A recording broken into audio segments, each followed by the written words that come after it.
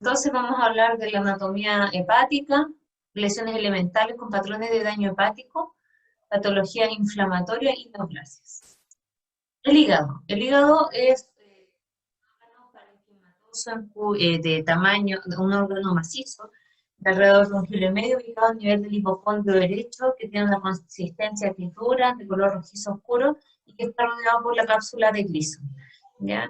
Ustedes saben que, bueno, va a tener riego tanto de la mesentérica, del sistema porta, y esto va a determinar distintos lóbulos. Eso es un recordatorio esquemático de la anatomía, ¿ya?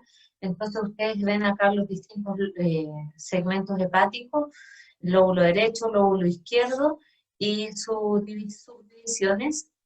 Esto es lo que yo les mencionaba en la clase pasada, que la vesícula está ubicada, adosada al hígado. Entonces, por eso ustedes, ese es el otro borde quirúrgico. Sí. Bueno, esas son las relaciones del hígado con las vías del sistema porta, la vía vena cava. Y este es otro recordatorio imaginológico de la histología del hígado. En el hígado ustedes tienen presencia de hepatocitos, ¿cierto? Que es un tipo de origen endodérmico y que tiene entre medio los sinusoides hepáticos con las células de Kupffer, ¿ya? Esto que estoy mostrándole acá es la vena centrolobulillar y acá en la periferia están los espacios porta.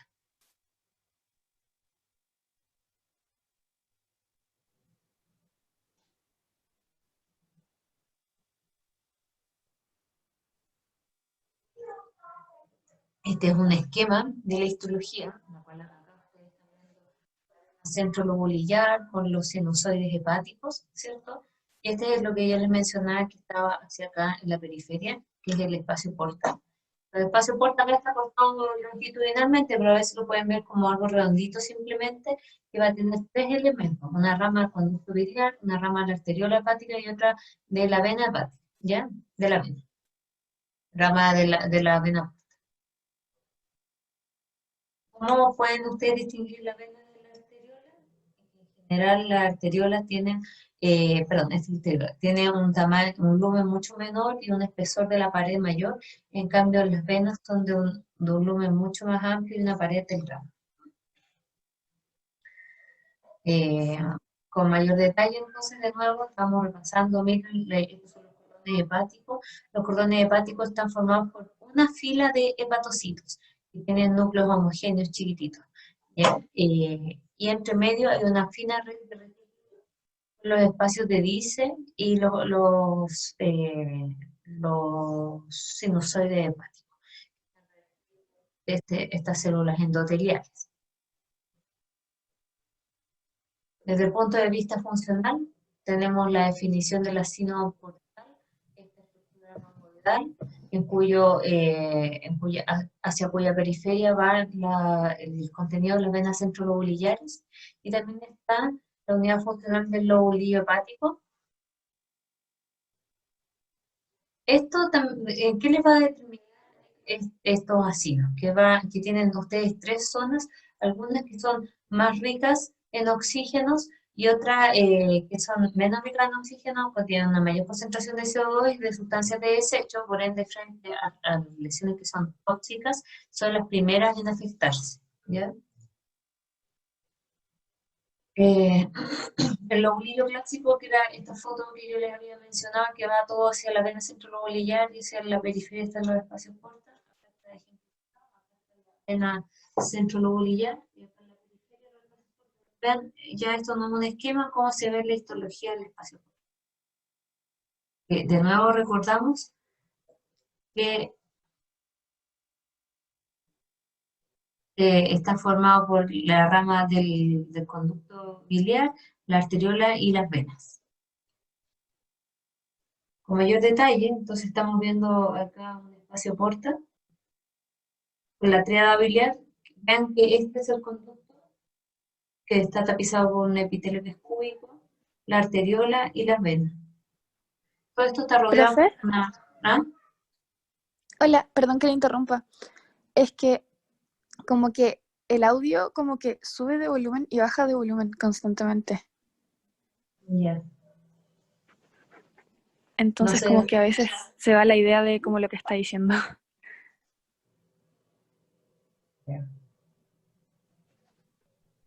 no sé cómo hacerlo en ese sentido. A ver,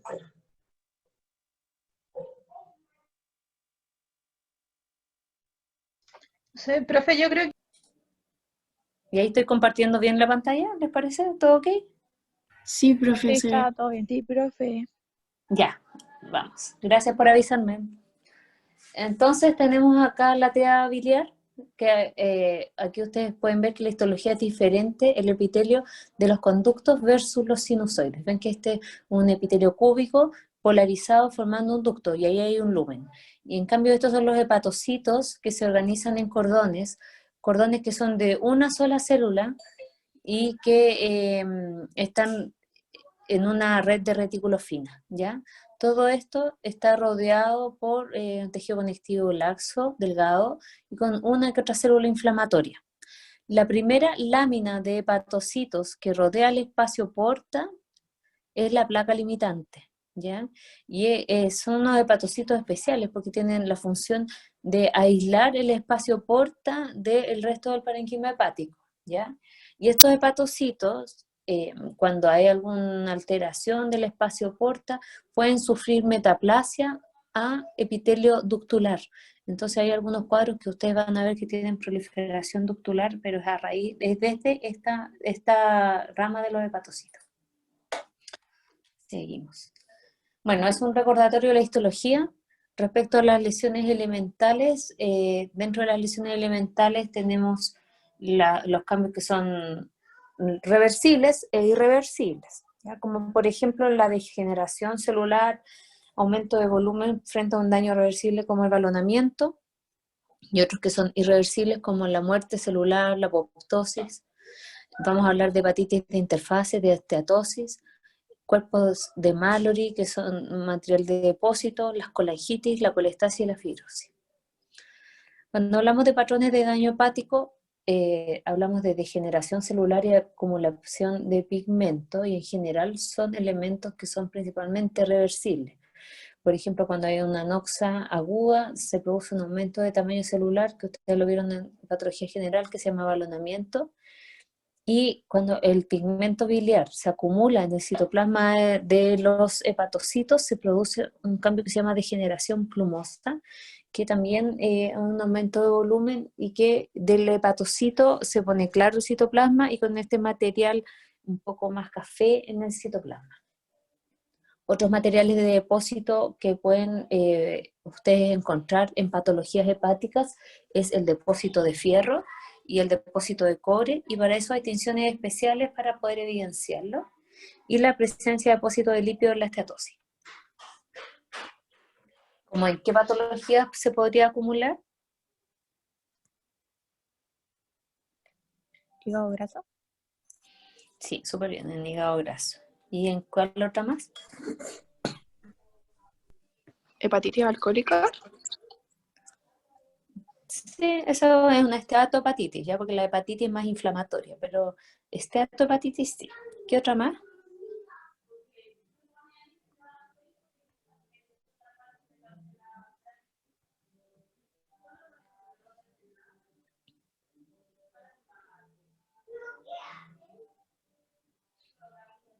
En los casos de hepatitis por virus C, ¿ya?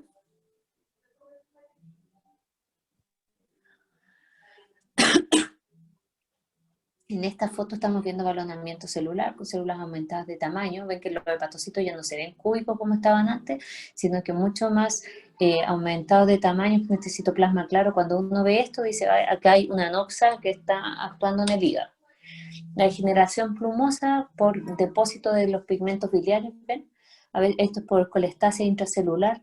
Miren acá este material más verduzco o pardo que está en el citoplasma y que se produce un aumento de tamaño de las células. La esteatosis, como les había mencionado, es el depósito de lípidos en el citoplasma de los hepatocitos, y ustedes lo van a ver como una gota una gota que está ubicada dentro del citoplasma de los hepatocitos y que desplaza el núcleo.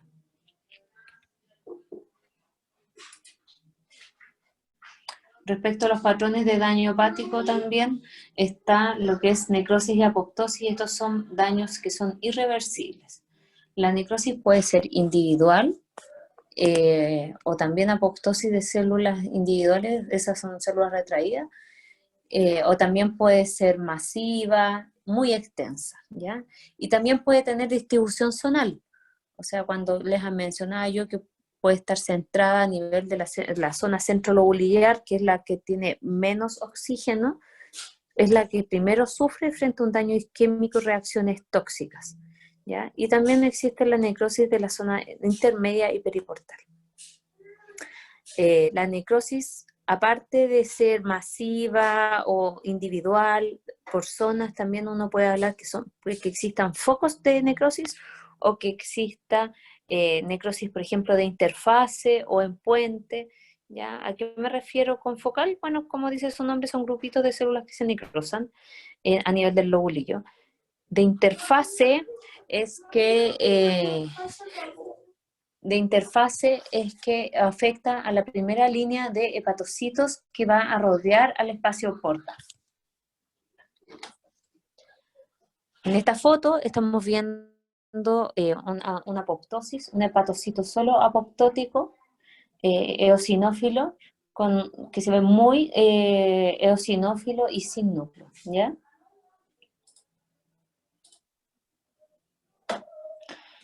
La necrosis, como les mencionaba, aparte de ser individual o focal, también puede ser en puente o confluente. ¿Y a qué me refiero con esto? Por ejemplo, acá estamos viendo zonas extensas de necrosis que se ven como pseudonódulos, ¿ven? Porque el hígado no es así, no está distribuido en nódulos, sino que acá todo este parénquima que falta se necrosó, ¿ya? Y tampoco es una cirrosis, acá no, parecen nódulos como de cirrosis, pero la verdad es que todo esto se necrosó y se colapsó la red de retículo. Miren, esto, ¿qué creen ustedes que es esto?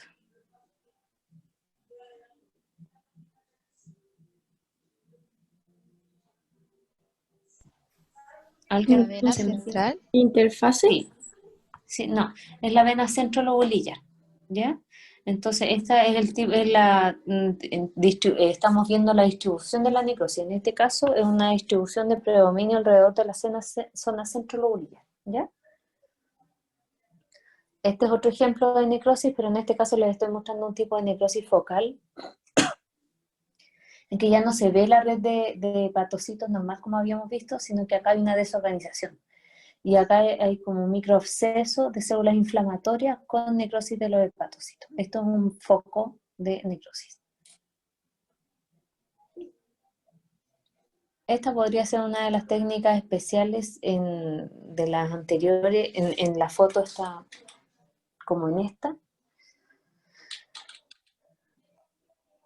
Esos caminitos que se veían sin hepatocitos no están con fibrosis, ¿ya? Esta es una distinción de Van Gieson, en la cual si ustedes tuvieran fibrosis por cirrosis, tendría que verse de qué color esos puentes.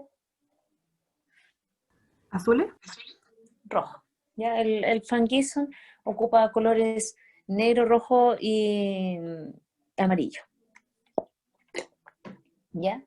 Y en cambio aquí lo que ustedes están viendo es que en general no aparece rojo, de color rojo los hepatocitos, ¿ya? O sea, perdón, la fibrosis. Entonces lo que hay es una red de retículo que se colapsa. A ver, no sé cómo explicarles, pero en el hígado, voy a encender la cámara para ver si me pueden... En el hígado están las células, pero las células necesitan tener como una camita, un sostén, que ese es el estroma, ¿ya? Entonces cuando se van los hepatocitos, que son estas celulitas que están acá arriba de la camita, se mueren los hepatocitos, esa red que los sostenía se colapsa. ¡Pum! Y eso es lo que ustedes están viendo en este puente. ¿Ya? Es el colapso del retículo, y eso lo veo mucho uno en las necrosis. En cambio, cuando hay fibrosis, se produce colágeno, pero tipo 1. El retículo es de tipo 3, que es mucho más delgado. En cambio, el colágeno tipo 1 es el que se ve rojo en las técnicas de Van Gieson y es el que aparece en la cirrosis, ¿ya? Es una fibrosis irreversible. En cambio acá, esto es un colapso del retículo. Esta es una tinción para ver retículo, que acá, bueno, se ve media café, pero es más negruzca, que es la tinción de orceína, perdón, la tinción de retículo, en la cual nosotros estamos viendo, no orceína, perdón, me equivoqué, tinción de retículo, para ver la trama.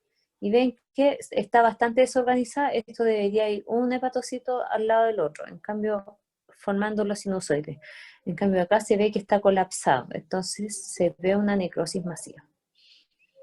La hepatitis de interfase. ¿Qué es la hepatitis de interfase? Es la inflamación de los hepatocitos del periportal, ¿ya? De la placa limitante. También entonces puede haber hepatitis o necrosis de interfase, ¿ya? Estos pueden estar inflamados o necrosados.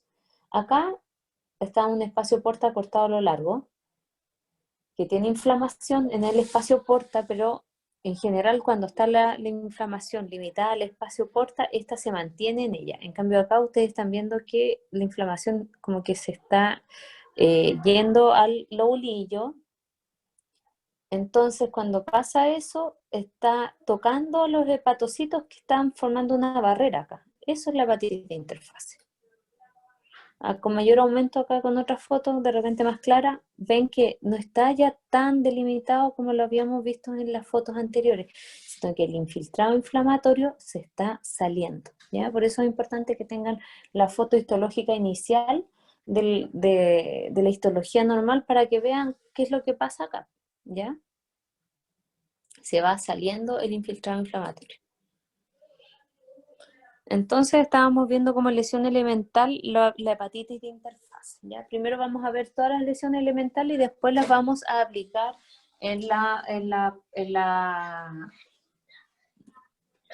Espera un poquito, ya. Disculpa. Entonces aparte tenemos respecto a las lesiones elementales, que las vamos a ver todas, las que mencionamos, después las vamos a aplicar en las patologías, ¿ya? Dijimos hepatitis de interfase. Otra de lo que nos importa saber cuando hay inflamación es la presencia de fibrosis, y para eso hablamos de la clasificación de Metavir. Ven, acá estamos usando un tricrómico de Masson. Para el que me dijo anteriormente, usa azul para fibrosis, ¿ya? Entonces, se dan cuenta de que esta es la 1, en la cual es lo normal. Esto es un espacio porta con la fibrosis habitual que tiene el tejido conectivo habitual que está a nivel del espacio porta, ¿ya? Y existe un poco de fibrosis portal. Ahora, cuando esto ya va avanzando, esta fibrosis portal empieza a emitir como unos septos desde el espacio porta, y entonces ahí uno coloca fibrosis tipo 2. Cuando estos ya septos empiezan a ser más frecuentes, es la fibrosis grado 3, y la 4, cuando ya aparecen estos nódulos, ¿ya? En la foto 1 está levemente aumentada la fibrosis, pero limitada al espacio porta. No es necesario que ustedes aprendan qué características del 1, del 2, del 3, del 4, sino que yo les estoy presentando esto para que ustedes sepan que cuando uno evalúa biopsias hepáticas, vamos a seguir viéndolo más adelante, pero una de las cosas importantes es ver el grado de fibrosis, porque es un pronóstico de tratamiento, es un pronóstico y da pautas de tratamiento para que el paciente no evolucione hasta este estadio.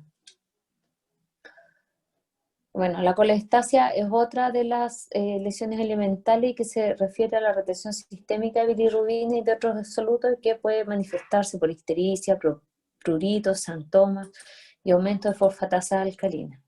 ¿Ustedes qué es lo que van a ver? Cuando tienen colestasia va a haber una acumulación, me faltó la G, una acumulación de pigmento biliar a nivel del parénquima hepático, entonces van a tener esa degeneración plumosa o esplumosa de los hepatocitos que ya les mostré. Además, van a proliferar los conductos biliares porque hay una obstrucción biliar, ¿ya?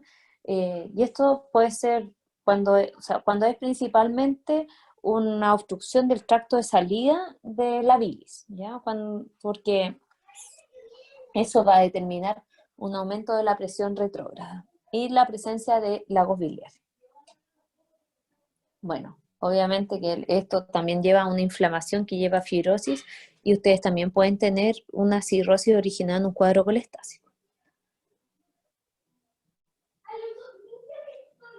Aquí estamos viendo hepatocitos que tienen retención de pigmento a nivel intracanalicular y también hepatocelular. Acá hay más colestasia.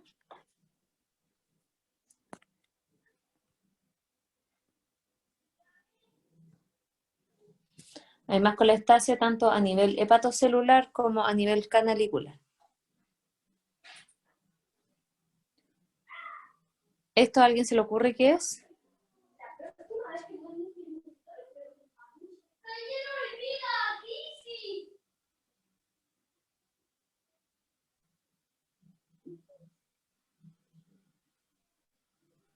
Lo amarillo, ¿Alguien? profe. Sí, ¿Bilis? sí, muy bien. Esos son lagos biliares. ¿Ya?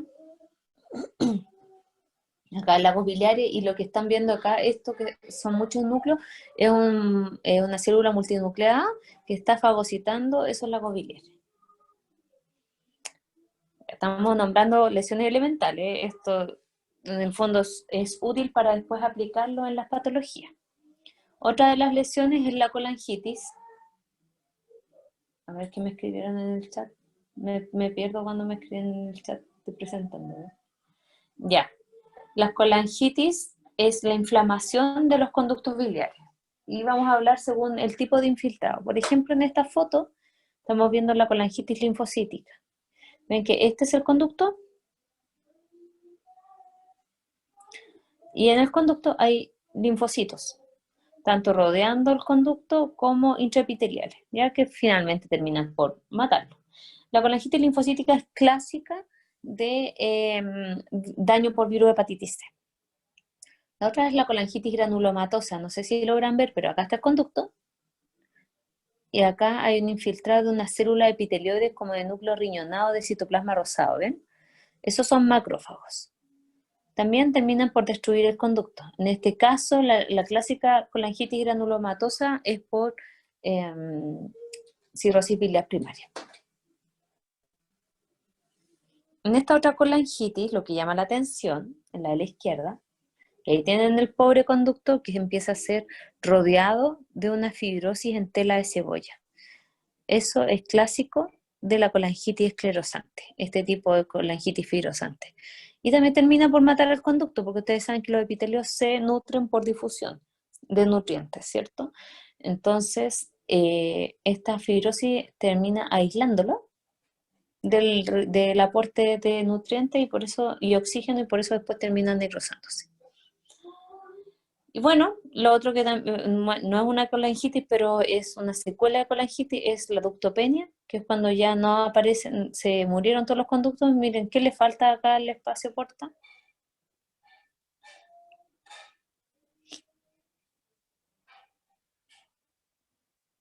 ¿El epitelio? Claro, ¿cierto? Porque tienes ahí la rama de la arteriola, la vena, y falta el conducto.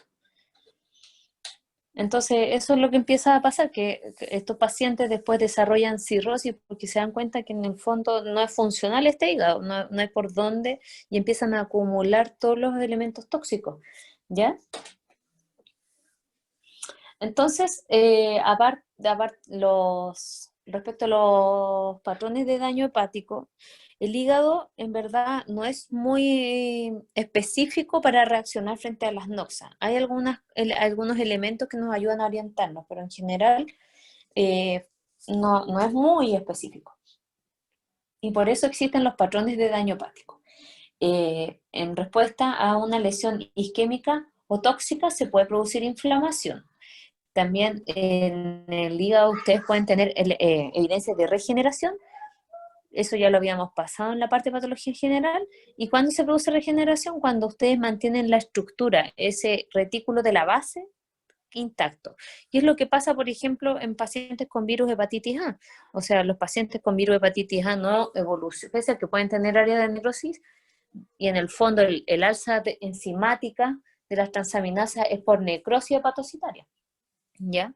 Pero en esos casos, cuando se mantiene intacta la red de retículo, se va a regenerar el parénquima hepático.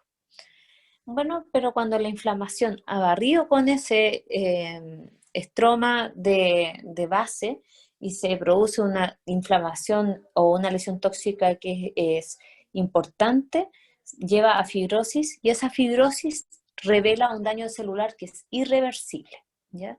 Y que es lo que yo les mencionaba, que hay que tener ojo y siempre ir evaluando en cada biopsia hepática.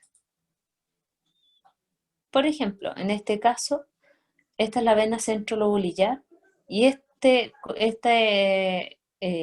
colágeno no debería existir a este nivel, solamente retículo. Con las tinciones de Mason o de Fangison, ustedes no deberían ver colágeno tipo 1 ahí. Y esta es una clásica fibrosis que es principalmente perivenular, como en telaraña, que se da en los pacientes con daño hepático por alcohol. La cirrosis es el estadio final de múltiples etiologías, y que la causa más frecuente es la enfermedad alcohólica en un 60-70%, y el resto son otras etiologías como cuadros virales, principalmente virus, hepatitis B, hepatitis C, enfermedades biliares y otras. Como les mencionaba, es el estadio final de enfermedades hepáticas crónicas, y estos son los criterios. Ustedes tienen que tener una alteración de la arquitectura hepática con nódulos parenquimatosos de regeneración y que tiene puentes fibrosos septales. Y esos nódulos tienen que estar totalmente rodeados por fibrosis. Profe, ¿Sí? ¿puede repetir un poco más lento eso? Está más o menos leyendo que tienen ustedes, lo vamos a ver más adelante en todo caso cuando hablemos más extenso de cirrosis, para que no se estresen, ¿ya? Gracias. Pero los criterios serían alteración de la arquitectura, los nódulos parenquimatosos de regeneración totalmente rodeados por fibrosis y puentes fibrosos septales. Sí, los voy a mostrar con foto para que les quede más claro, ¿ya? Respecto a patología inflamatoria, bueno, la inflamación del hígado puede ser de diversa etiología, la más frecuente es la infecciosa, pero también autoinmune, droga, etc. Y puede evolucionar de manera aguda cuando dura menos de 6 meses o crónica si es mayor. Nosotros en general no vamos a manejar un stock de biopsia hepática. Cuando a nosotros nos llegan las biopsias hepáticas es en el contexto del estudio del daño hepático crónico o de algún tipo de daño hepático que no ha sido muy pesquisado cuál es la etiología, pero también sirven las biopsias hepáticas para evaluar el seguimiento de la terapia, para ver, por ejemplo, si un paciente con una hepatitis crónica que quedó portador de virus B o que tiene una hepatitis autoinmune, cómo va con su tratamiento, y para eso nosotros evaluamos el grado y el estadio, y eso determina el riesgo de progresar a cirrosis, ¿ya? Entonces, en la hepatitis aguda, ¿qué es lo que vemos? Pérdida también de la arquitectura del tejido hepático con cambios que son a nivel del parénquima. Cuando hablo de parénquima me refiero a los hepatocitos. ¿Y qué vamos a tener? Degeneración balonizante en las áreas de daño reversible, colestasia. Pueden tener, ¿por qué colestasia? Porque las células alteran su maquinaria metabólica, entonces empieza a aparecer una colestasia que es intracelular.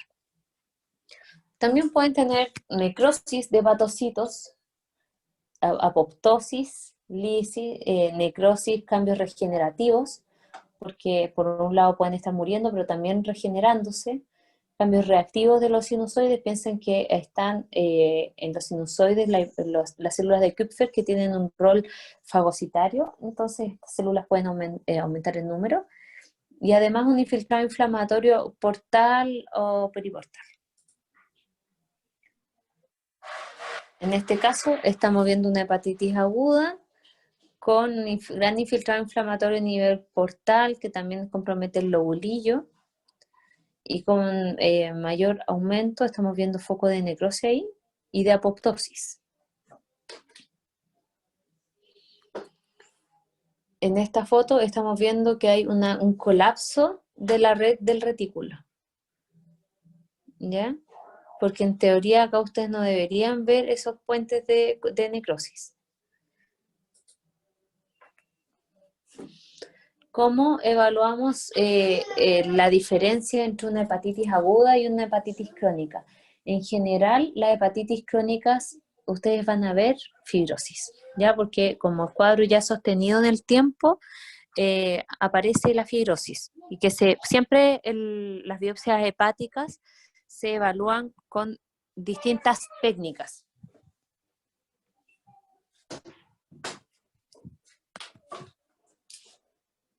Van a ver que en la hepatitis aguda van a tener una mayor cantidad de infiltrado inflamatorio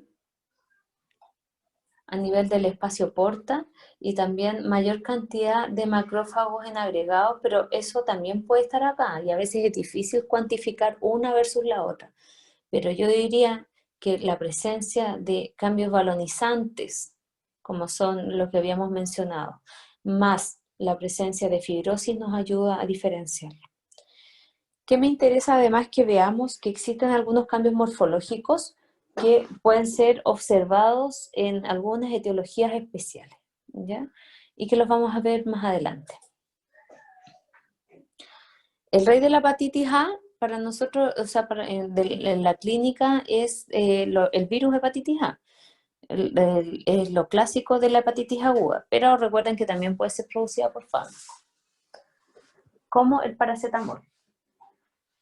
Respecto a la hepatitis B, vamos a ver que la hepatitis B se produce una infección aguda que puede ser subclínica en un porcentaje y en general resolverse, ¿cierto? Y en pocos casos queda como una enfermedad persistente. Y de esos pocos casos con enfermedad persistente, la gran mayoría va a la recuperación y un porcentaje de hasta un tercio de los que son persistentes, de ese 4%, evolucionan a cirrosis. Y ese es el principal factor de riesgo más para llegar al carcinoma hepatocelular. Es distinto cuando esto se presenta en niños versus adultos, porque piensen que pasar a la cronicidad es de un 5 o un 10% de los adultos, pero miren el porcentaje de los niños.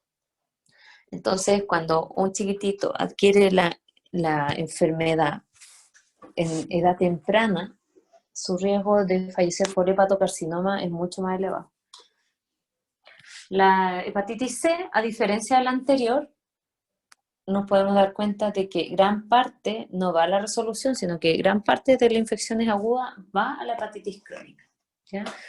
Y bueno, ahora lo que pasa es que son mucho menos casos, ¿ven?, de hepatitis C que hepatitis B, pero lo relevante de la hepatitis C es que cuando te contagias un gran porcentaje va a hepatitis crónica y de eso, bueno, pueden evolucionar a cirrosis y el carcinoma hepatocelular. Así que son pacientes que hay que tener mucho ojo, porque una vez que se estableció la cirrosis, el riesgo de desarrollar hepatocarcinoma anual es de un 1 a un 4%. Cuando hablamos de hepatitis aguda, no podemos dejar de hablar de hepatitis fulminante, que es un cuadro clínico en el cual se establece la insuficiencia hepática en un plazo corto y que puede tener distintas etiologías virales, tóxicas, hongos. Y en esta foto estamos viendo un fragmento, o sea, estamos viendo un hígado entero, ¿verdad? ¿A alguien le llama la atención esto?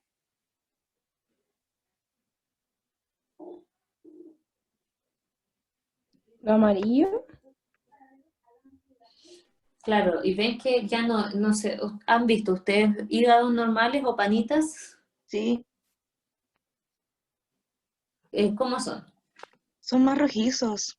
Sí, Rosy. ¿cierto? Y son como más enteritos, ¿no? Acá se ve friable, como que no tiene una buena consistencia, se dan cuenta que como que lo cortaron y rápidamente se cayó. No sé si logran ver que esa consistencia no está como rígido, el parénquima hepático en general es más rígido. En cambio acá se ve más friable, amarillento, todo esto es una extensa necrosis. Me acuerdo que este hígado que me llegó fue después a trasplante, pero el paciente falleció cuando yo estaba en la beca. Hepatitis fulminante, entonces, bueno, en ese caso, macroscópicamente ustedes están viendo una necrosis masiva de todo el hígado y que puede estar, bueno, comprometido en su totalidad o con zona al azar, pero ustedes van a ver una destrucción completa de los hepatocitos y con un gran colapso del retículo y como esto es tan abrupto, escaso infiltrado inflamatorio, ¿ya? Ahora sí, si el paciente sobrevive, depende de la magnitud del daño, puede presentar áreas de regeneración. Acá están viendo un área de necrosis, ven, acá hay un poco de hepatocitos residuales, y acá, pum, para abajo, están viendo una extensa área de necrosis. Ya. Lo anterior era hepatitis aguda, ahora hepatitis crónica. Son enfermedades hepáticas caracterizadas por una inflamación hepática persistente de más de 6 meses de evaluación y que pueden tener cierto grado de histología propia y que vamos a ver durante el curso de esta clase algunas características que permiten orientarnos, ¿ya? Pero lo más importante, yo siempre les pido a los clínicos cuando me llegan estas biopsias, es los antecedentes, porque muchas veces nos llegan las biopsias a ciegas sin el antecedente de cómo están, por ejemplo, ¿qué creen ustedes que para mí, por ejemplo, sería útil?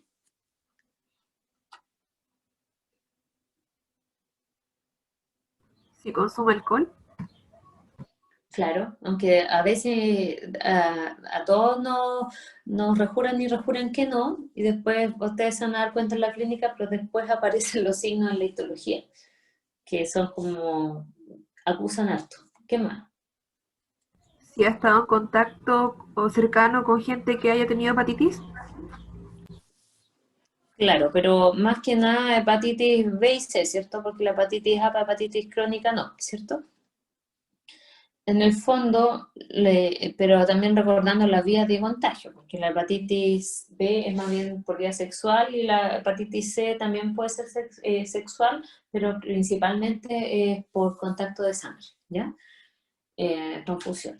Entonces, lo que les mencionaba es que lo ideal es que antes de hacer la biopsia los pacientes lleguen con los marcadores hechos, porque en el fondo estamos hablando de cosas clínicas, pero a mí lo que me interesa es saber cómo está la ecografía. Se supone que el paciente ya debería estar un poco más estudiado, entonces que le hayan hecho virohepatitis B, C, en sangre, si están sospechando Epstein-Barr, no sé, algún estudio previo, ¿ya? ¿Y qué es lo que nosotros tenemos que informar y que es de utilidad para el clínico? La grado, aparte de tratar de orientar la etiología cuando no se sabe respecto a qué cosa es, por ejemplo, también antecedentes de fármacos, ¿eh? A veces ni siquiera son tan frecuentes. Me acuerdo de una biopsia hepática de una chica que había tenido no sé, parece que una infección urinaria y le habían dado cefalosporina, cefadroxilo, y a los 2 meses empezó con un cuadro de colestasis, estaba amarilla, y en verdad había sido por la cefalosporina, pero ni ella se acordaba más o menos de haber usado el cefadroxilo, ¿entienden? Entonces es importante los antecedentes clínicos. Bueno, por una parte, entonces el objetivo de la biopsia hepática es tratar de orientar la etiología en los casos que no se sabe, y la otra es tratar de dar un pronóstico respecto a la progresión de la enfermedad. Y eso se hace con la graduación y el estadiaje, el grading y el stage. La graduación es ver la cantidad de actividad inflamatoria, ¿ya? La cantidad de actividad inflamatoria si es leve, moderada, severa, y dónde está, si en el espacio porta, en el periportal o lobulillar. Y respecto al estadiaje, la presencia de fibrosis o cirrosis.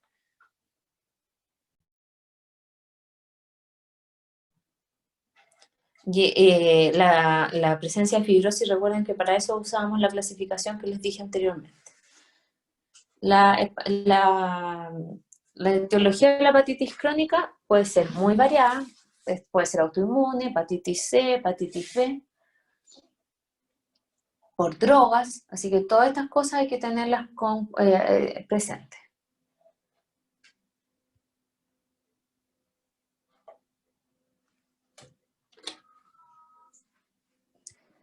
¿Podemos hacer una pausa de 5 minutos, por favor?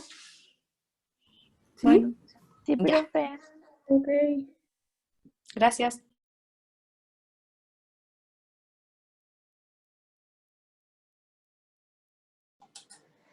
Ya, entonces, como término general, les había mencionado que la hepatitis crónica puede tener distintas causas, ¿ya? Vamos a ver un ejemplo. Es la hepatitis autoinmune.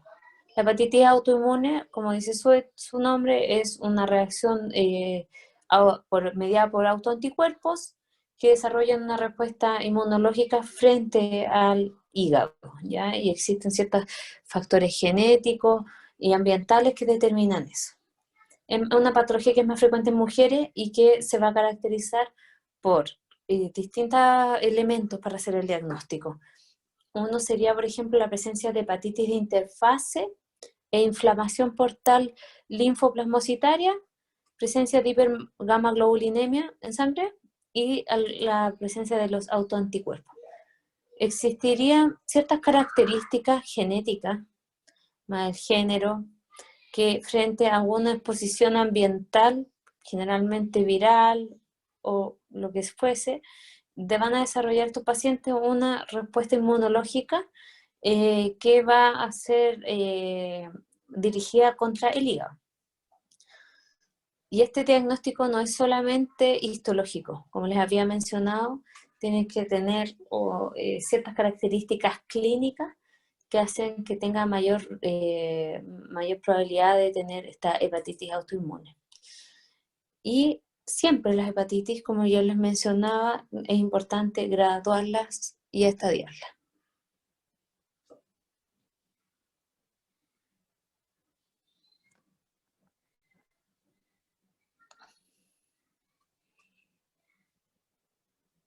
Entonces, en la graduación, cuando hablamos de graduación, estamos hablando del grado inflamatorio, y cuando estamos hablando de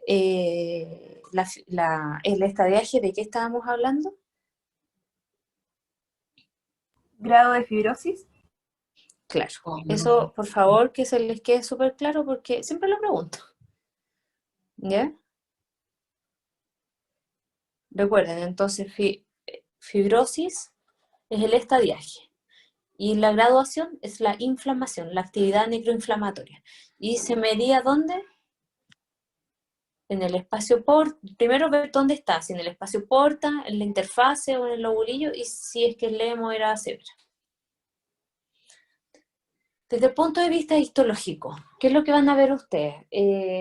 Bueno, que pueden tener áreas de hepatitis parecidas a la hepatitis aguda, como es el daño de los hepatocitos, necrosis, pero lo que lo hace diferente es que a nivel de los tractos portales, en el espacio porta, ustedes van a ver un infiltrado inflamatorio mucho mayor con hepatitis de interfase, necrosis, bueno, esto depende del grado de inflamación, ¿ya? Y es linfoplasmocitario. Esto es en general de las hepatitis crónicas. Cuando es linfoplasmocitario y sin otros hallazgos, nosotros sugerimos una hepatitis autoinmune en relación a los antecedentes clínicos. Y existen ciertas características que hacen pensar en otras hepatitis crónicas, ¿ya? Como por ejemplo, cuando vemos que además de estos daños portal y del interfase, vemos esteatosis y acúmulos linfoides, estamos pensando en daño por virus hepatitis C, ¿ya? Y cuando veo hepatocitos en virus merilado, pienso que hay un daño por virus hepatitis B. Ojo con eso porque también lo pregunto. Estos son hepatocitos en virus merilado, como decían antiguamente, esos virus que tenían antes los baños, para que no se viese para adentro, esos virus merilados. Entonces esos son los hepatocitos que están muy asociados a virus hepatitis B. Acá también, menos evidente, pero también tiene de estos hepatocitos en virus merilados. Si nosotros hacemos técnicas inmunohistoquímicas, vemos que todo lo que tenga café, corresponde a hepatocitos con material de virus B. En cambio acá estamos viendo que también hay un daño de los hepatocitos, ven que igual están aumentados de tamaño, con balonamiento, y de repente nos aparece esto, esteatosis, y un infiltrado linfocitario en el lobulillo. Entonces, pero principalmente la esteatosis en este caso estaría asociada a una hepatitis crónica, hepatitis C. Pero no la esteatosis, solo la esteatosis es hepatitis C, porque piensen que la esteatosis puede darse en daño no alcohólico, en los NASH, puede darse en diabetes, en alcohol. Para hablar de virus hepatitis C, como les mencionaba, es la esteatosis más que este espacio porta que hay acá, un acúmulo linfoide, ¿cierto? Y en este acúmulo linfoide ustedes van a ver además que se produce, bueno, no está la foto acá, pero ductulitis linfocítica o colangitis linfocítica, que lo vimos anterior. Entonces, si vamos juntando esteatosis más acúmulo linfoide en el espacio porta más colangitis linfocítica, esos tres elementos son de virus hepatitis C. Aquí les estoy mostrando cómo se gradúa el hígado y estamos viendo...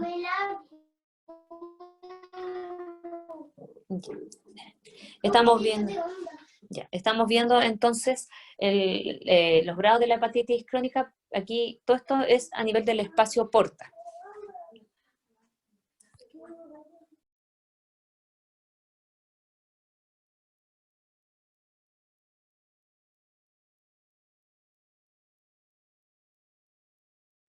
En los espacios porta, por ejemplo, acá hay un leve infiltrado, pero ven que no se sale. Acá ya está más distendido el espacio porta. En esta 3 está mucho más distendido y además se está saliendo, está comprometiendo la placa limitante, y acá ya se salió el lobulillo, ¿ya? En cambio, en esta otra foto estamos viendo el componente lobulillar. Anteriormente estamos analizando el espacio porta. Y en el componente lobulillar estamos viendo infiltrado inflamatorio linfocitario que se sale hacia el lobulillo y que en leve ya empieza a aumentar, y acá moderado, ya acá severo, inclusive con áreas de necrosis. Entonces recuerden, en la graduación es el grado de actividad necroinflamatoria, y por ejemplo en una hepatitis crónica autoinmune serviría para ver cuán efectivo está siendo nuestro tratamiento inmunosupresor, ¿cierto? Y en estadios más avanzados, en el estadiaje, ¿qué es lo que importaba? La fibrosis. Y ahí para eso tenemos que recurrir a técnicas especiales. Cuando cada vez vamos avanzando hasta el grado 4, que es fibrosis de tipo cirrosis, ven, esta es una punción hepática. Están viendo nódulos totalmente rodeados de fibrosis.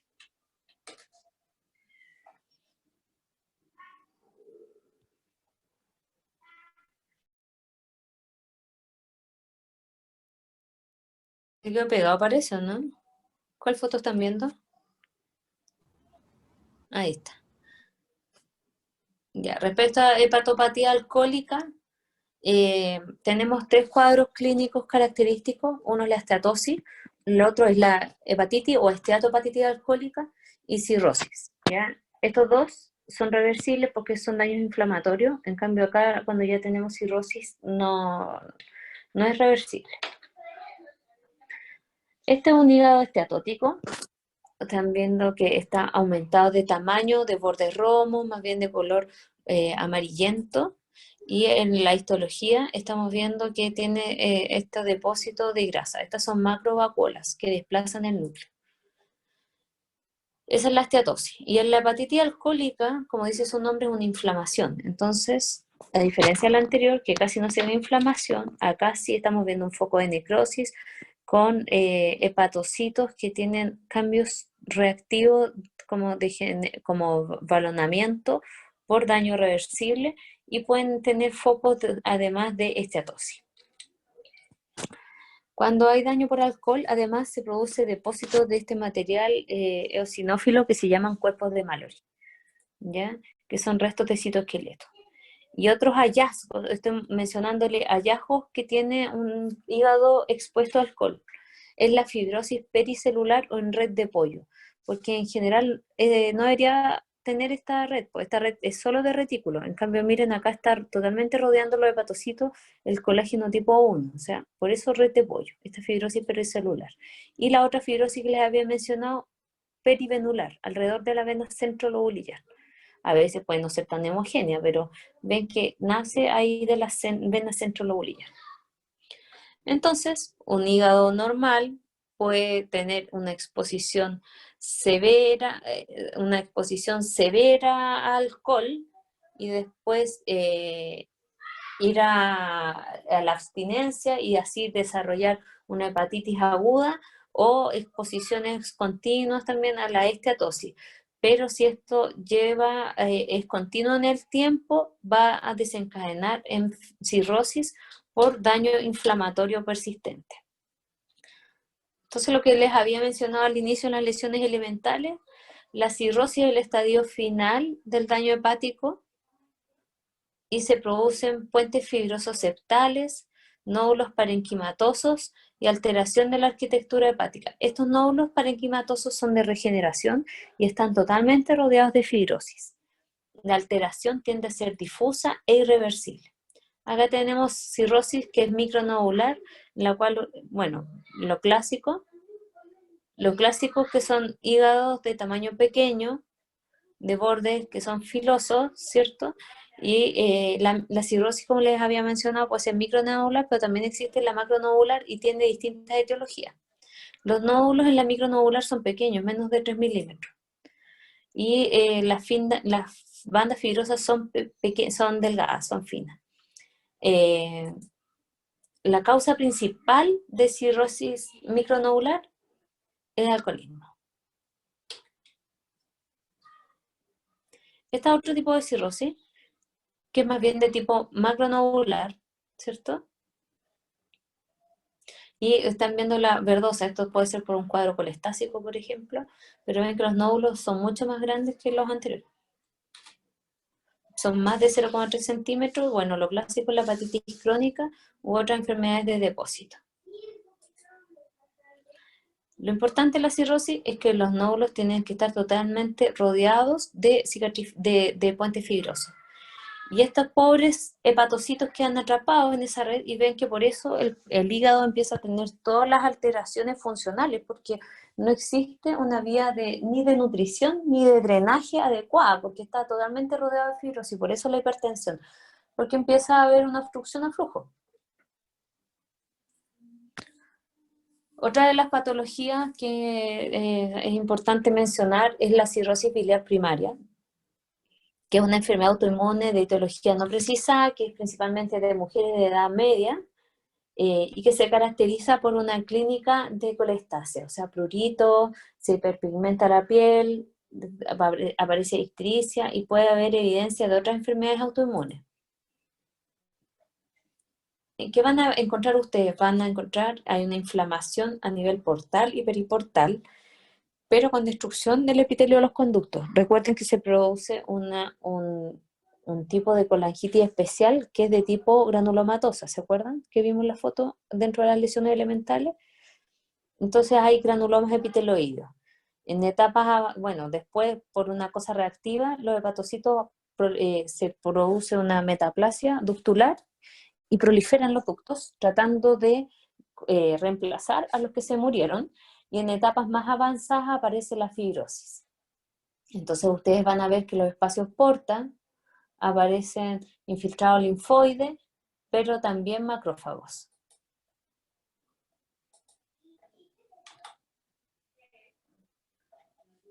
Empieza a haber un daño, una presencia de colestasia hepatocelular, ¿ven ahí este pigmento? Y en los espacios porta, miren acá, este es un espacio porta, se ve muy rojo, ¿sí? Con infiltrados de hartas plasmáticas, linfocitos, y estas otras células rosaditas que son macrófagos que se están comiendo el pobre conducto, ahí queda la mitad del conducto.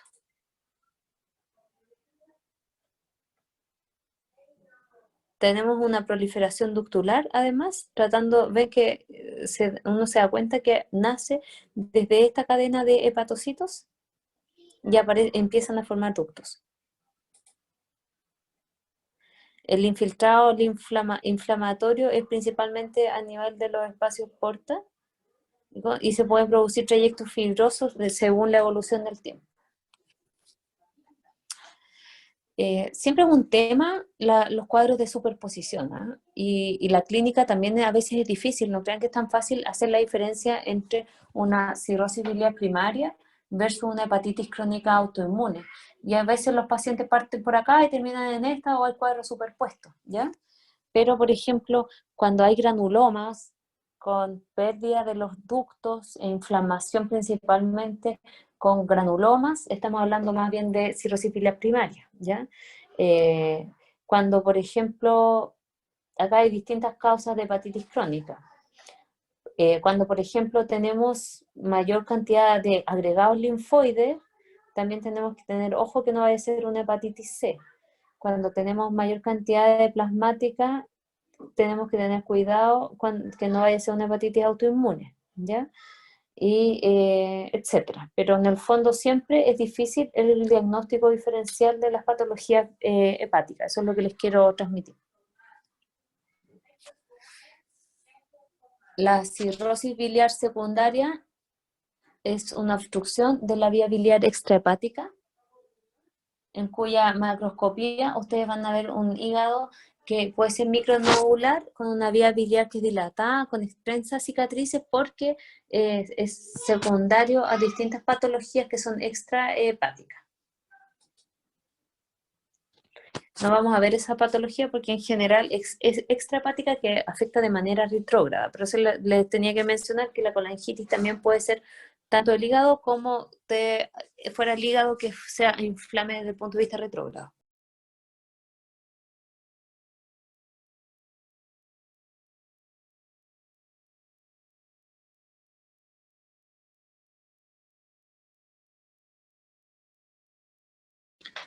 Otra de las patologías que afecta al hígado es la colangitis esclerosante.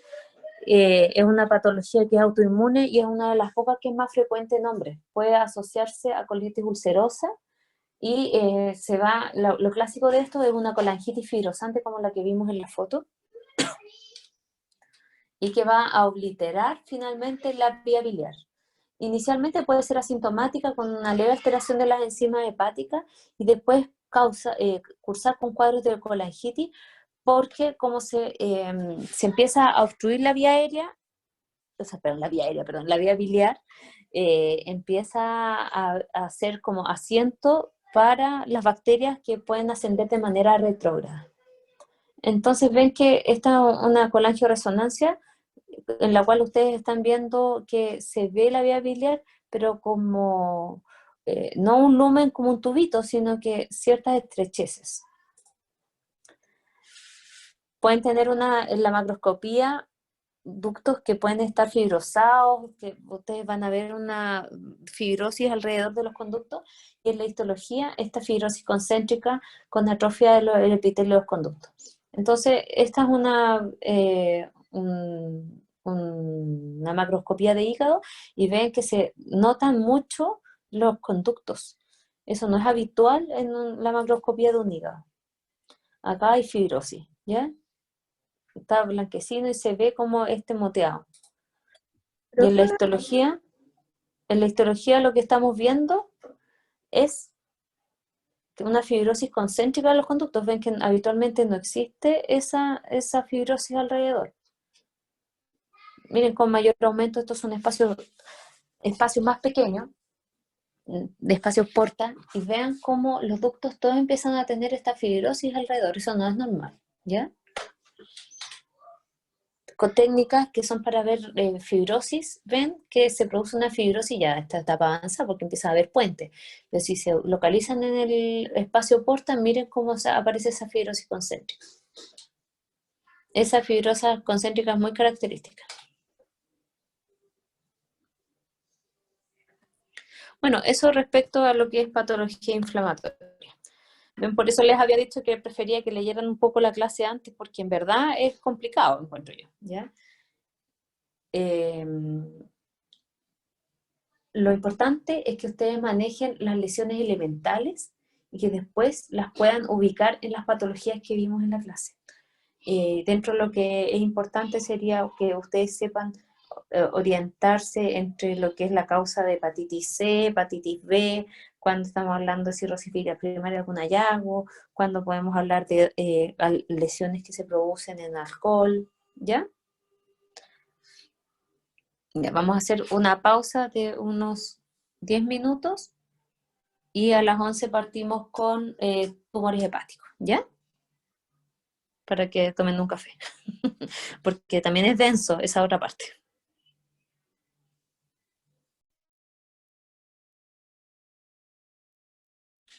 Ya, a las 11 seguimos. Doctora, ¿Sí? una duda antes de empezar, es que le mandé un mail, no sé si le llegó.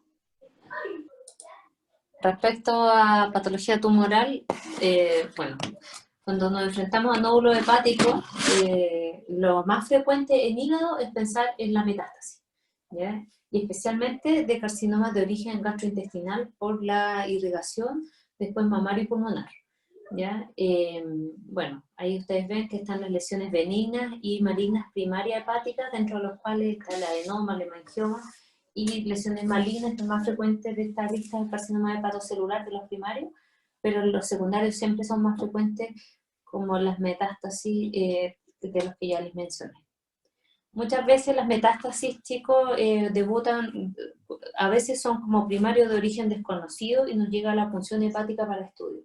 ¿Qué creen ustedes que es de utilidad en este momento para el clínico?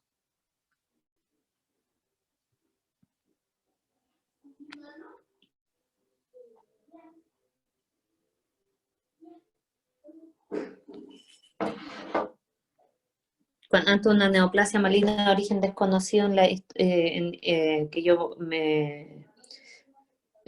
me encuentro en una biopsia. ¿Cuál será el enfrentamiento?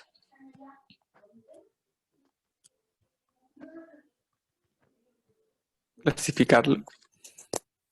Ver si es infiltrante, si no es infiltrante. Es que siempre va a ser infiltrante porque es metástasis. ¿Me entiendes? ¿Una inmunohistoquímica? Eso. Es importante hacer el estudio inmunohistoquímico.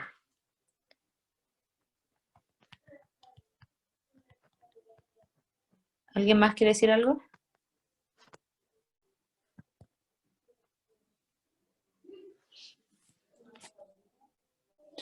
Ya, claro, el enfrentamiento útil, bueno, primero es ver la morfología, ¿cierto? ¿Qué es lo que tenemos en el hígado? Porque puede que sea una neoplasia maligna de estirpe epitelial, puede ser que sea mesenquimática, que sea melanocítica, los melanomas también pueden hacer metástasis en el hígado, y después de hacer de ver la estirpe, y para eso es muy útil también el estudio inmunohistoquímico, tanto para ver estirpe como para sugerir un posible origen. Y a veces ese es el primer debut, como les mencionaba, de algún paciente con un tumor primario de origen desconocido. Los tumores hepáticos, como les mencionaba, tumor habla de cualquier aumento de volumen, y estas lesiones pueden ser benignas o malignas. Y el diagnóstico diferencial, bueno, va a depender de los factores clínicos, de los factores predisponentes. O sea, si un paciente tiene un exportador de virus hepatitis C, un nódulo, uno se pone un poquito, se asusta un poco, ¿cierto? Respecto a los factores de riesgo, el adenoma, dentro de los factores de riesgo de adenoma es el uso de anticonceptivos orales, por ende es más frecuente en las mujeres. El antecedente de un carcinoma hepatocelular puede ser variable, pero el principal factor de riesgo es la cirrosis, y que puede ser de distintas causas. Entonces, una hepatitis viral como B, C tiene más riesgo, daño hepático alcohólico, etc. Y existen otros menos frecuentes como el hepatoblastoma, colangiocarcinoma, que el colangio, el principal factor de riesgo es tener de base una colangitis esclerosante. Y otros. El hemangioma cavernoso es el tumor primario más común del hígado, ¿ya? Es una neoplasia benigna de origen vascular, generalmente menor de 2 centímetros y que se localiza a nivel subcapsular. En general pueden ser casuales en un hallazgo imaginológico o debutar por una rotura de este hacia el peridoneo, ¿ya? Pueden entonces sangrar o el tamaño. ¿Qué van a ver ustedes? Una proliferación de estructuras vasculares con un borde bien delimitado ahí que separa del parénquima hepático, que es normotípico. Los hepatocitos ven que están en cordones sin problema. ¿Qué tenemos que fijarnos? Que el endotelio sea planito, que no sea típico, que no tenga núcleos muy horribles, para diferenciarlo de un angiosarcoma. Otra de las lesiones hepáticas benignas es la hiperplasia nodular focal. Es una lesión benigna, pero no es neoplásica. Más bien, esa forma un nódulo, por eso lo colocamos ahí. Más que una neoplasia, es una malformación vascular y que tiene una regeneración celular en la periferia, ¿ya? Es principalmente de mujeres. ¿Y por qué lo sacan? Porque, bueno, se puede sospechar en las imágenes porque puede estar vascularizado acá, pero el diagnóstico diferencial, como es en mujeres y en pacientes jóvenes, es con adenoma, ¿ya? Entonces lo sacan y te lo envían a biopsia rápida. ¿Y qué vamos a ver? Primero que el hígado, bueno, acá está el nódulo sacado, solamente nódulo, pero cuando uno ve pegado al hígado, se ve que el hígado normal no tiene alteraciones y que este nódulito, que es más amarillento, en el centro tiene una cicatriz central que es estrellada, ¿ya? Y en esta cicatriz ustedes van a ver proliferación de ductos. Acá esto está fijado con formalina, ven que es un nódulito, un nódulo de borde expansivo, formado como con estructuras también un poco nodulares, pero que en el centro tiene esta cicatriz estrellada. Cuando vemos con mayor aumento, cuando vemos con un corte histológico, vamos a ver que en esa área estrellada hay vasos sanguíneos, ¿ya? Normotípicos. La otra lesión benigna es el adenoma, que son neoplasias benignas que se desarrollan a partir de los hepatocitos, son de mujeres jóvenes, usuarias de anticonceptivos orales, y en general son subcapsulares, pueden ser bien grandes, en general son bien delimitados, más amarillento o medio verdoso si tienen pigmento biliar. En la histología, ustedes van a tener sábanas o cordones de hepatocitos con abundante glicógeno y ausencia de espacios porta, ¿ya? Vasos arteriales y venosos prominentes. Ven acá una hepatectomía con esta lesión que es subcapsular, media verdosa. Esta es una hepatectomía parcial, con este nódulo también de borde expansivo. Y en la histología vemos un crecimiento difuso de estas células hepatocitarias, pero lo que tenemos que tener ojo es que no tienen más de 2 hepatocitos por trabécula, ¿ya? Eso es importante, porque un hepatocarcinoma bien diferenciado, a veces la única diferencia es que las trabéculas son más anchas, ni siquiera tanta tipia citológica.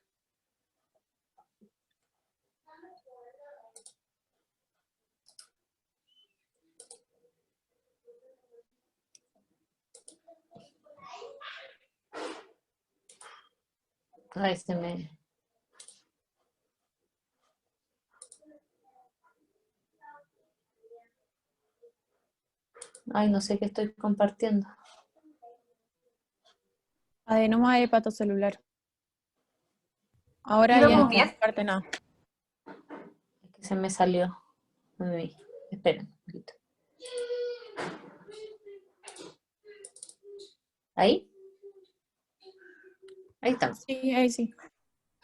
Entonces, ven que estamos viendo la foto anterior, con menor aumento, que yo les mencionaba lo de los cordones hepatocitarios, y con mayor aumento, nuevamente estamos viendo que está esta proliferación, pero cuando la analizamos no tiene más de 2 hepatocitos de espesor cada cordón hepatocitario, ¿ya?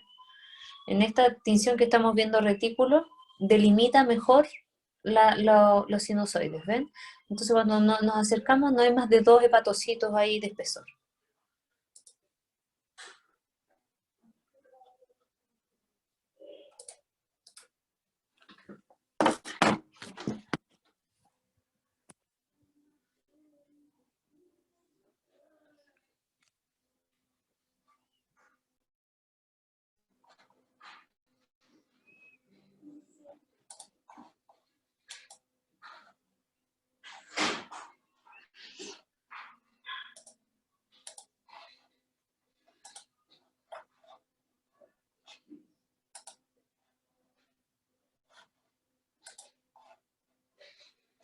No sé por qué se está poniendo, se queda pegado.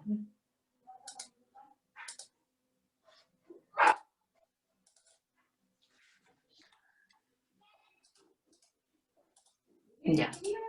Entonces, eso era para mencionarles más o menos lo que son las lesiones benignas. Hagamos un repaso entonces, ¿cuál es el tumor más frecuente del hígado?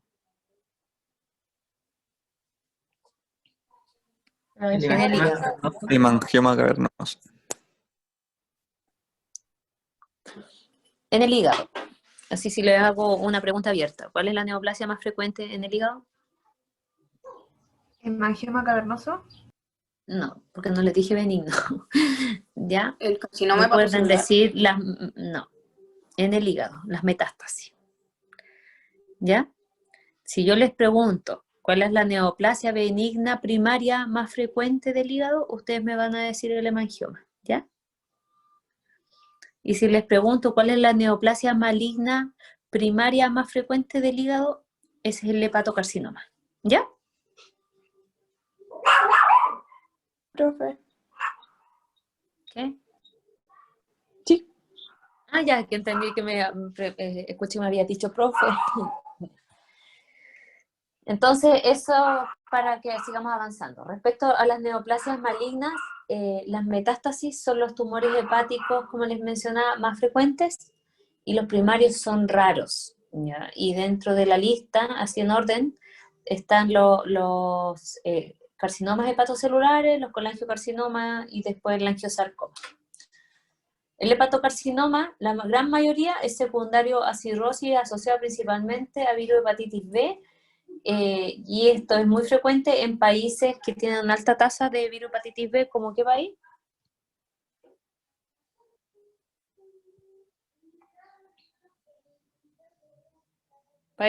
Pacientes de países asiáticos, ya, para que tengan el antecedente, porque a veces eso tiene que tener ojo cuando acá tienen pacientes que han llegado desde Asia, del continente asiático, y después empiezan con daño hepático. Nosotros lo hemos visto en el hospital.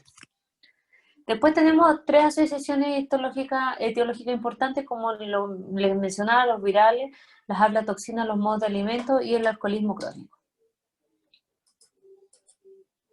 Desde el punto de vista macroscópico, ustedes pueden tener una morfología que sea unifocal, multifocal o difuso infiltrativo. En general pueden ser pálidos o verdosos si tienen bilis.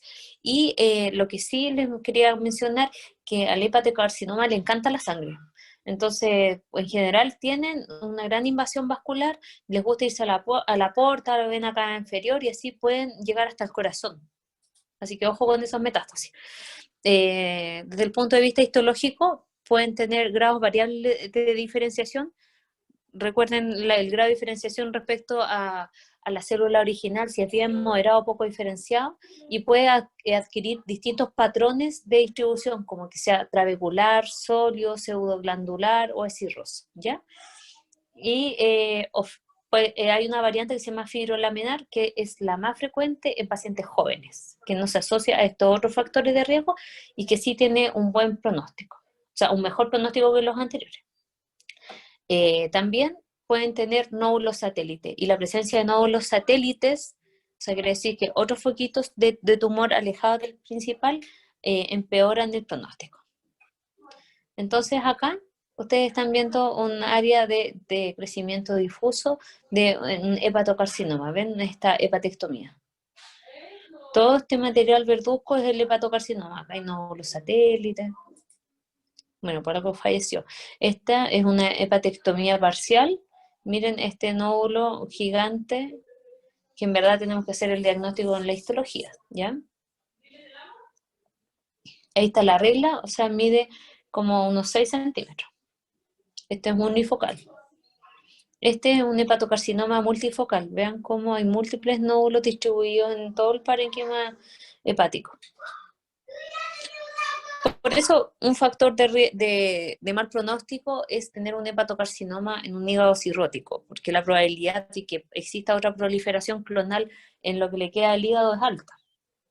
Este es un hepatocarcinoma de crecimiento difuso. Ven que como que se ve una gran fibrosis.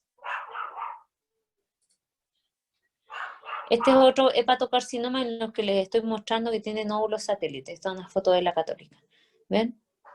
Entonces, esta también tiene mal pronóstico porque, bueno, aparte de que ser grande, pero si ustedes hicieran una hepatectomía, el borde quirúrgico que se pide, ojalá más de 1 centímetro, pero acá no sacan nada con tener un borde quirúrgico negativo porque el resto del parénquima igual está positivo.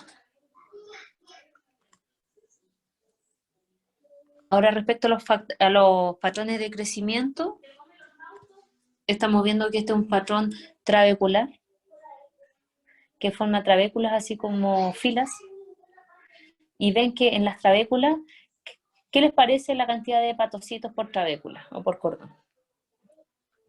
Aumentada. ¿Cierto? Que en el hígado normal era 1. En los adenomas yo les dije 2. Y después cuando les dije cáncer, a veces ven que la citología no es muy fea, los núcleos son bien parejos, redonditos, pero aquí lo raro es el patrón arquitectural y que las trabéculas tienen más de 3, pues miren, 1, 2, 3, 4, 5, ¿ya? Entonces eso ya es raro. Esta es otra forma, una pseudoglandular, que tiene una proliferación de hepatocitos atípicos, ya acá se ve más atípico que la foto anterior, pero además tienden a formar como glándulas. No muy bien hecha, pero pseudoglandular. Entonces, por eso, en esta también tratan de ser acinos y ven que tienen pigmento biliar intraluminal. Acá hay pigmento biliar intraluminal y en el citoplasma. Respecto, eso eran patrones arquitecturales y también les mencioné que hay que hablar también del grado.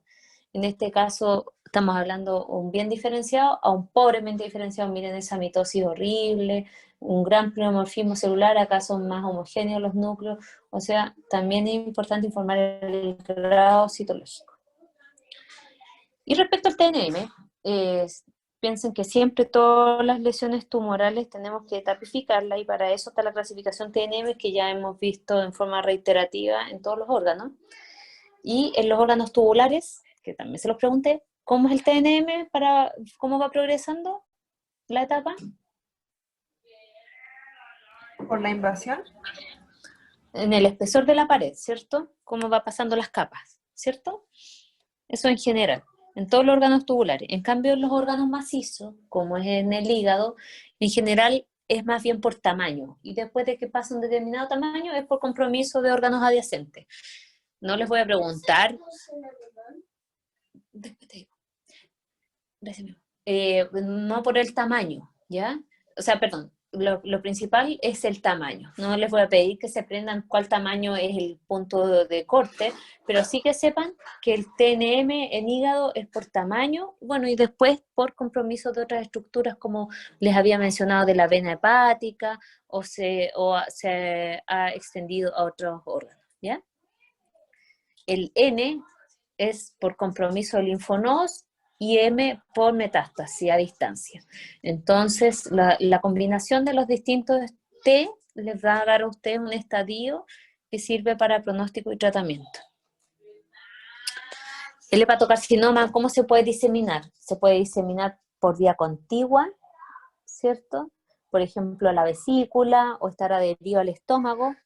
Puede también diseminarse por vía vascular, vía vena hepática o porta, a otras partes del hígado, por eso tener nódulos satélites, o fuera del hígado, vía vena cava inferior a la aurícula.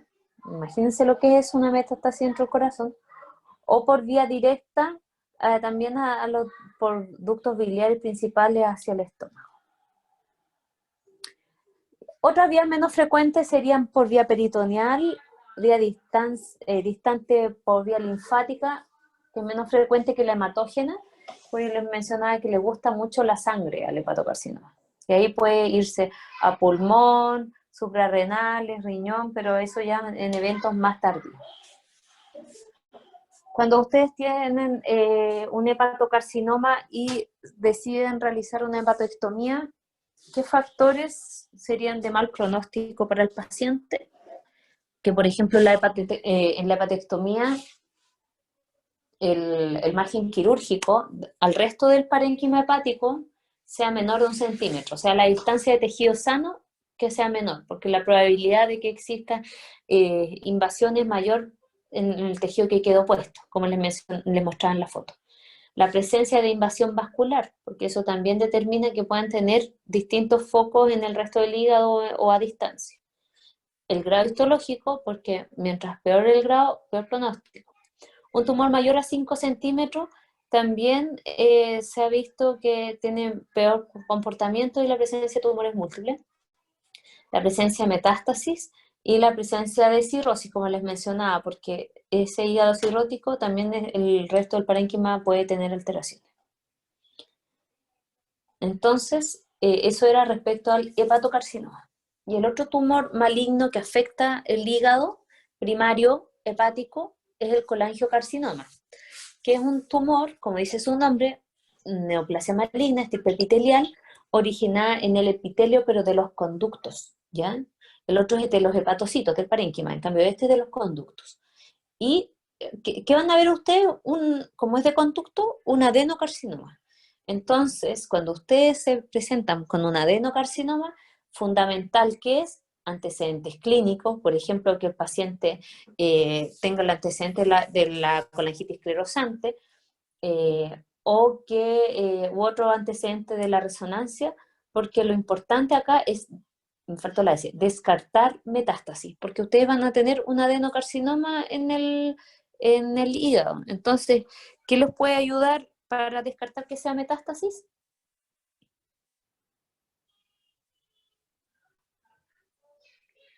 ¿Se imaginan? Aparte de los antecedentes clínicos, ¿les imaginan?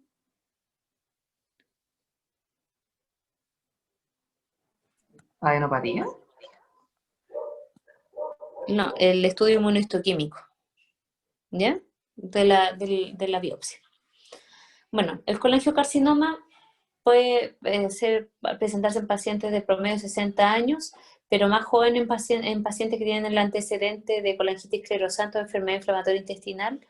Es una neoplasia maligna muy mala. O sea, desde que hacen el diagnóstico, un gran porcentaje a los 6 meses ya han fallecido, y peor si es que tiene metástasis intrahepática o invasión vascular. Dentro de este grupo de los colangiocarcinomas, uno los puede clasificar como intrahepático o extrahepático, y dentro de los cuales ahí está el tumor de Klatskin, por si es que en algún momento lo escuchan, y que ese tumor va a nacer de la confluencia ahí de los conductos hepáticos derecho e izquierdo, y es el tumor de Klatskin, ¿ya? Pero ustedes pueden tener colangiocarcinoma en toda esta área, ¿ya? El colangio en general no se vincula a virus ni a cirrosis, principalmente sí al antecedente de la colangitis esclerosante y al uso de torotrast como medio de contraste en la antigüedad. Como les mencionaba, es importante que ustedes descarten metástasis porque es un adenocarcinoma con gran reacción desmoplásica y puede simular ser metástasis, y este adeno le encanta la vía hemática y linfática. Bueno, acá hay algunas de los antecedentes. Las parasitosis también afectarían, pero los más importantes para mí serían la colangitis y el torotrás. Y esta es una morfología de un colangio intrahepático. Estamos viendo una hepatectomía y ustedes lo que están viendo acá es un aumento difuso de tamaño que rodea el árbol biliar. ¿Ven? Esto debería ser finito, en cambio están rodeados por un material blanquecino. Esto que se ve rojo acá es tinta china, entonces se le colocó la tinta para que en el fondo ver si el borde quirúrgico en la vía biliar está positivo o no. El adenocarcinoma de conductos biliares, como les mencionaba, puede ser intrahepático, extrahepático o del hilio, Klatskin, que es la unión de los hepáticos. Vean con mayor aumento, acá está la tinta, que así es la vía biliar que debería ser delgadita, y miren cómo está acá rodeada por esto blanquecino. Aquí ya se salió al parénquima hepático y es una gran cuña de una neoplasia maligna. Otra vez.